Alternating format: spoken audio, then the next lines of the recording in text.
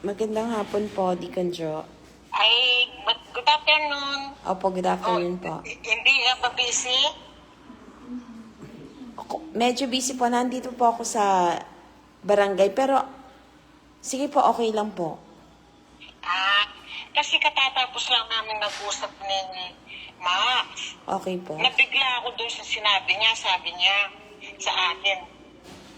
Deacon Josie, sabi niya, nagtatampo si Sister Amalia kasi sabi daw ni Elder Con, ikaw daw may papalitan daw siyang mag-MC doon sa interview. Ha? Sabi ko,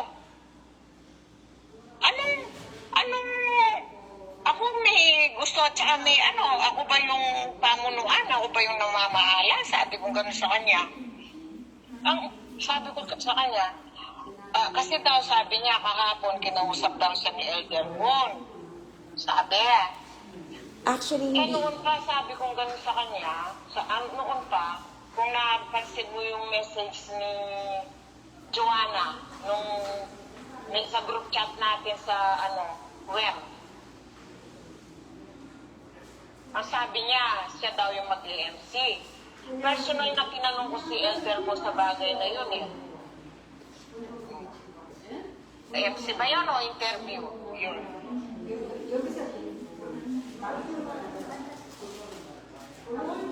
Deacon Jo, may sasabihin pa po kayo? Wala na, yun lang ang tanong ko. Actually, hindi po ako nagtatampo dahil hindi ako mag-MC. Wala po sa akin yun kasi on the first place from the beginning, hindi naman po ako interesado. Kaya lang po, walang gustong pumapel as MC. Kaya, ako na lang po yung nag-stand. Inalo ko po nun si Sis Joanna and ayaw niya. And then, so sabi ni Elder ko, nung natapos po yung performance natin, sabi niya po, ang galing-galing, congratulations, ganun po. Yun ang sabi niya. And then sabi niya, pero kailangan na lang daw i-memorize ko. Mag-memorize daw po ako. Ngayon, ganun din po yung stand ng mga ibang Koreans. So sabi, di kahapon po, after nung event natin, nung church natin, sinabihan ko po siya, nandun po si Mama, na, sino pa ba yung nandun? Bali, nasa elevator na po kami. Sabi ko, Elder ko, nasa na po yung sabi niyong i-memorize ko? Di tinanong ko po, kasi sabi niya po, mag-memorize ako. Parang may ibibigay siya sa akin na dapat kong i-memorize. Kasi, di ba sinabi rin ni Joanna yun? I-ano ko sa'yo yung mga message natin. Wait lang po. Wait lang po. Parang ayaw niyang binabasa ko, mag-memorize daw ako. So, kaya po, tinanong ko, hindi po yung ako yung kinausap, ako po yung kumausap. Kasi, gusto ko lang din po maging handa. Tsaka, di po ba, dahil yun ang nabanggit sa akin ni Elder Con. But then, sabi niya daw po, ang prefer niyo sino nga ba to? Sabi, ang pangalan nga po, ang sinabi niya, hindi po, hindi niya po nasabing Joanne. Pero, halos sabi po, yun po ang sabi ni Elder Con. And, syempre po, yun nung pauwi na po, kaya sabi niya, sorry ha, kasi nabanggit niyo nga daw po na mas prefer niyo si Sis Joanna. And sa akin naman... Hindi ganito yun. I-ano muna kita. Nung una, i-forward ko na lang sa'yo yung mga conversation na muna. Tapos kahapon, nung nag-message si Pastor, ang sabi niya kahapon dun sa announcement, sa Sunday, sabi ni Pastor, maaga, yung lahat ng performer, maaga, ng 11:30, aakyat sa 7th floor. Kasi, mag-i-interviewin kayo doon, sabi ni Pastor, kahapon. Opo. Lahat tayo daw ng mga performer pupunta doon sa 7th floor sa 11:30 sa Sunday.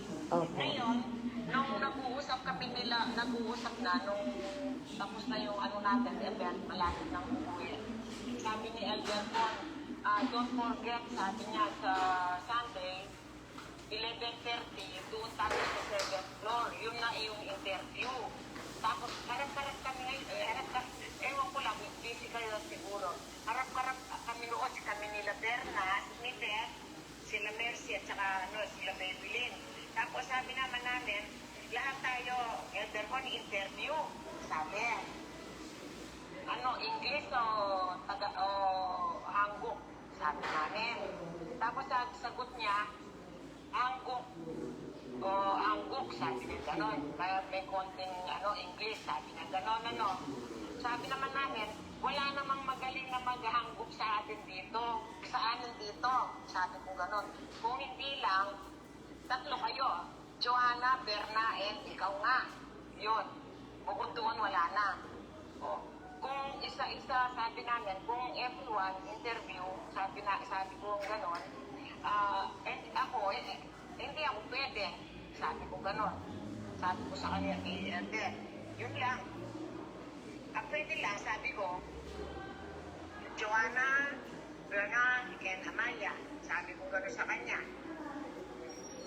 Pero di kan siya sa akin, hindi po big deal yan. Ang sa akin lang kasi, yun nga po, and I do believe hindi naman po I do believe hindi naman po magsisinungaling si Elder Con.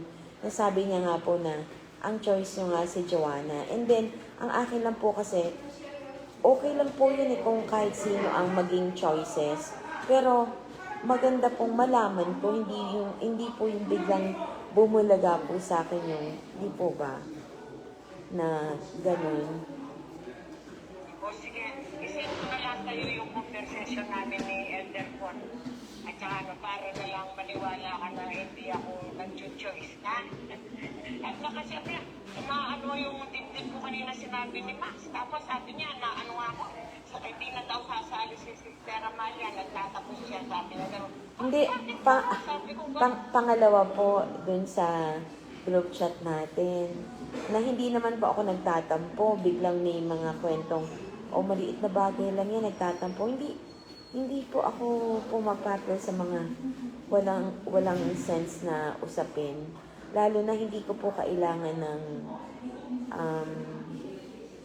sabihin na natin, popularity. Sawang-sawa na po ako sa ganyan. Sa 30 years ko po sa Korea, kung sino po yung, meron pong napili, okay lang po sa akin yan. Nagbibigay po ako ng lugar para sa iba. Hindi po ako yung taong, sige, ako na lang lahat. Hindi po ako ganun. Ang nalungkot lang po ako, hindi po ako nagtatampo. Nalungkot lang po talaga ako na yun nga, na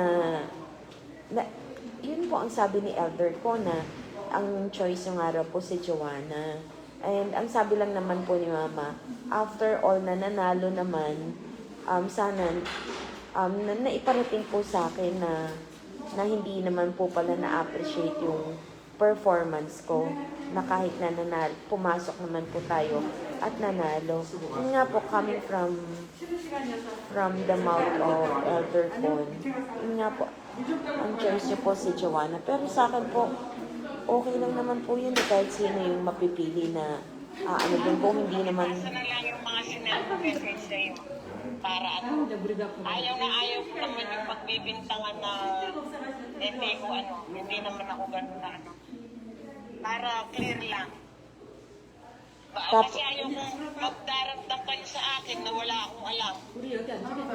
Baka misinterpret lang si Elder Con. Tapos yung sa damit naman po, kaya nga di po ba nag-usap naman tayo. Hindi po kailangang may mga sabihin nating hindi ko po kayang mag-backfight. Ngayon po, Yung sa damit, di ba na nabanggit ko naman po, wala nga, hindi ko po talaga kayang maghangin.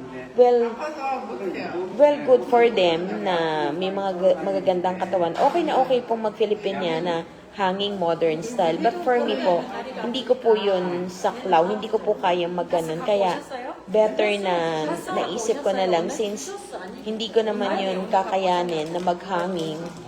Dahil hindi naman po, kahit na po para yan sa Lord, and for me, para nga sa Lord, para maghanging ako doon, hindi ko po yun kakayanin. Kaya, in-explain ko naman po sa inyo. But then, doon po sa group chat natin, iba-iba na yung mga salita. Meron ng mag-duster na lang.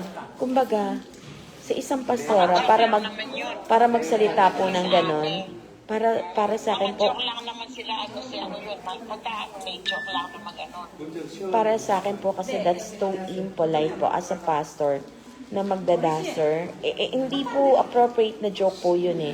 Ang joke, pwede naman pong magamit ng tama. Pero yung ganun po na, kaya hindi ko na rin pong minabuti pang magbukas ng messages. Kasi, ako naman po marunong din mag-joke, pero yung mga joke na wala pong... Depende sa lugar. Tapos ay magbibintang ng paulit-ulit. Binura na nga po yung isang message na maliit na bagay doon. Nagtatampo ko. Hindi po ako para magtampo na yung ganong maliit na bagay. Maliit na bagay po ba yung... Siyempre pag ganyan po, kaya nga po tinatawag na grupo eh. Hindi ka magdedesisyon kahit pa kung sino man ang leader. Hindi ka magdedesisyon on your own. Kasi meron nga pong group. But then, coming from others' mouth, doon din po sa grupo, di po ba, nagdesisyon ng parang sila-sila lang yung tao na alam naman nilang hindi magkakapareho na ang shape ng katawan. O sige, sila nang magkaroon ng malaking katawan. Kayanan ba nilang maghanging lalo na sa church? Well, for some, kaya po nilang maghanging kahit na nasa church or kaya nga po 'di ba, if you will remember po sabi ni Sis Tamara, walang mag-fit ng pantalon. Hindi natin kailangan mag-fit. So, na-discern ko na meron siyang gustong patungkulan kung sino po yung nag-fit ng pantalon. Hindi niya nire-require na mag-fit ng pantalon. But then, this time, ang habol naman nila maghanging ng Filipiniana. Well, para sa church, maghahanging ka ng Filipiniana. Well, frankly speaking po, para sa akin, hindi po appropriate unless naka-skirt ka, parang okay lang. Pero kung May inner naman yung hindi naman isusunod ang hangin niya. May inner. of course, may inner po yun.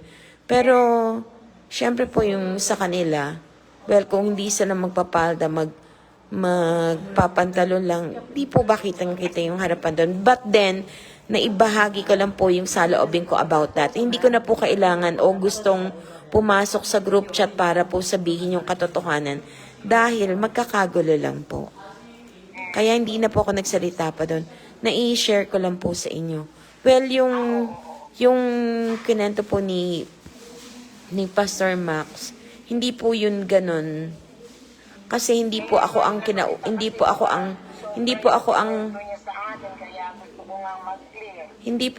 kinausap ni Pastor Max ay ni Elder Con.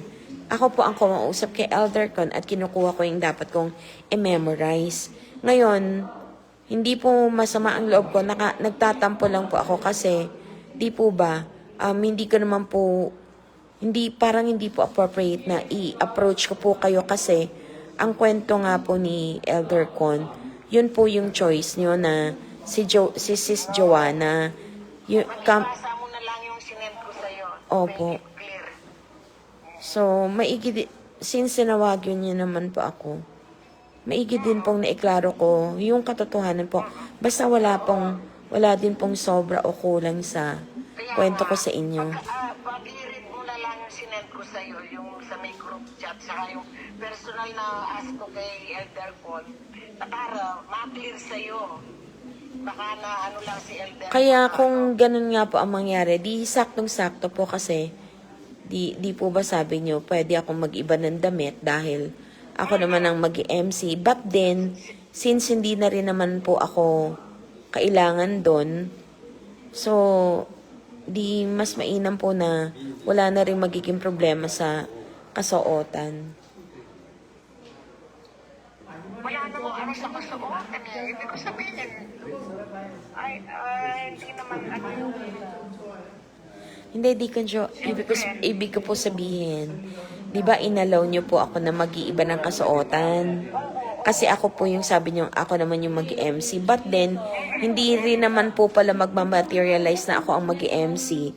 So, para wala na lang pong usapin pa, wala na lang din problema, better po na mag-i-step down ako since hindi ko nga po kakayanin ang maghanging at the same time. At saka ito pa, doon sa ano ni Pastor kahapon, hindi naman doon sa mismong kompetisyon yung ano yung pag-interview sa Sunday na daw. At kaya pinapupunta tayo ng 11:30, lahat tayo doon sa 7th floor, lahat ng performer. Sa Okay. Sunday na daw.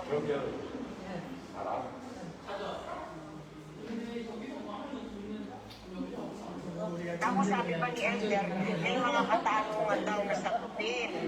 I-send mo na lang, sabi ko, sa atin lahat eh. Kasi sabi sa atin lahat eh. Para alam daw natin yung question na dapat sagutin. Okay po. Saan po kayo nagkausap? Sa number niya po? Ni Elder? Hindi po ni Pastor Max? Oo, ngayon lang. Kasi ako tumawag sa kanya ngayon dahil hiniraman ko siya ng barong, dala-dala ko na yung barong. Hiniram ko kay Pastor Abet. O tinawagan ko siya ngayon, sabi ko, kunin mo na yung barong mo rito. Tapos, yun, nagkwento siya. Actually, nabanggit ko po sa kanya, hindi naman po talaga sa akin big deal yan. Totoo po, hindi po sa akin big deal yan. Siyempre, kung sino po yung choice ng kung sino, edi better po na yun ang mag-MC. Hindi po para ipilit kong sarili ko na hindi naman ako yung prefer na tao na para magsalita. Ngayon, sabi ko, Sa ano ni Elder ko, eto ang tanong ko sa kanya, sa ano ko sa kanya. Sabi ko sa kanya, hello Elder, good evening. I want to know if Joanna is the one who presenting the interview in time of festival, not Amalia. Sabi ko ganon. Thank you, sabi ko. Sumagot siya. Good evening, Deaconess Josie, sabi niya. okay. Because Joanna speaks Korean well. I asked her to prepare for the interview, but if she can't come to the Saturday practice, she may not be able to do the interview. Yun ang sabi niya. Because the interview will be done one of the practice days, sabi niya. Okay po. Ngayon, si Joanna naman, may minessage si Tamara doon sa group chat natin, tapos doon siya sumagot. Ang sabi niya, sensya na po, kinausap ako ni Elder, bibigyan daw po ako ng copy for interview. I-confirm ko po if ako ang magsasalita sa stage. Ayun o. Okay po. O, sinad ko sa iyo yan para maano mo. Deacon Joe, thank you so much po dun sa pansit. Sobrang sarap. Tapos, yung cake din sobrang sarap. Hindi matamis ano? Sobrang sarap po talaga. Thank you din sa ano. Deacon Joe, sobra po yung paghihirap nyo sa pagluluto, no? Display ko pala yung bag na pinigay mo Hindi mo ko pinahati kahapon. Ano po yun? Yung bag bag. Yung shoulder bag, eh, yung bag na binigay mo nung regalo, nung birthday ko. Hindi ko actually, hindi ko po napansin kasi, wala po akong tulog, wala kaming tulog sa pagluluto ng spaghetti. Prepare ng food. Kaya sabi ko nga kay mama, sobra yung pagbibigay nyo ng effort, ng love, kasi hindi po ganun kadali magluto. Hindi naman. Tapos pala, nakwento ko pa sa'yo na kinausap ako ni Elder ko na sa merienda. Para po sa, Merienda tuwing may practice. opo, nabanggit nyo na po yun. Ngayon, kailangan pala yung resibo pagka nag-ano ako, sabi ni Claire. May, Paano kaya ako magkakaroon ng resibo kung bibili ako sa palengke ng ano? Sabi ko gano'n ito. dapat po sa grocery po kayo bibili. Para may resibo. Wag na lang po dun sa bangketa. Actually, may nagsabi po kasi sa akin. Pero hindi ko na lang po sabihin yung pangalan na. Ang sabi niya po kasi, may natanggap naman daw.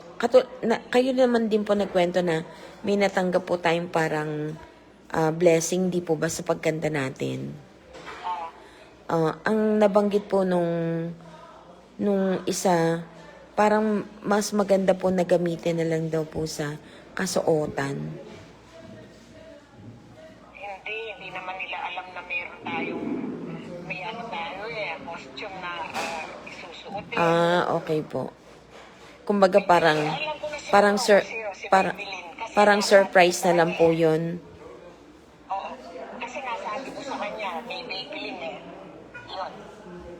Kasi Okay. ganito nga, sabi ni Elder Con, di ko na say, can you prepare the snack during our practice? Sabi niya, we will give you 50,000 won, sabi niya. Ang sabi ko naman, 50,000 won. baby mommy, sabi ko, 50,000 won po. oo.